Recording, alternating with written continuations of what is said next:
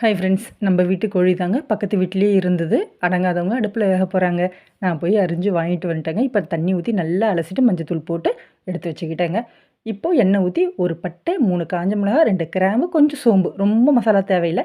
வெங்காயத்தை பொடியாக நறுக்கி சேர்த்துக்கலாம். இது 4 வெங்காயங்க. இஞ்சி பூண்டை தட்டி சேர்க்கணும், அரைச்சி ஊற்றக்கூடாது. 2 கருவேப்பிலை, 4 வெங்காயத்துக்கு 2 தக்காளின்னு போட்டு அப்படியே வதக்கிக்கலாம். இப்போ அரிஞ்சு வச்சுருக்கோம் இல்லையா, இப்போ கறியை சேர்த்துருங்க. சேர்த்துட்டு அப்படியே ஒரு பெரட்டுங்க. இதுக்கு சிம்பிள் மசாலா போதும், ரொம்ப மசாலா தேவையில்லை. நாட்டுக்கோழிக்கு ரொம்ப மசாலா சேர்க்கணும்னு அவசியமே இல்லை.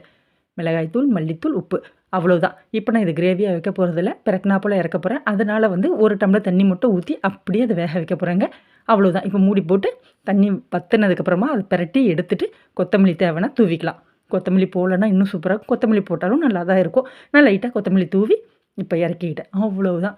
நாட்டுக்கோழியை இப்படி செஞ்சு பாருங்கள், அவ்வளோ டேஸ்ட்டாக இருக்கும். இவங்களால பல பிரச்சனை, பக்கத்து வீட்லேயே இருந்து செம்மையாக இருந்தது. அதனால் முடிச்சுட்டு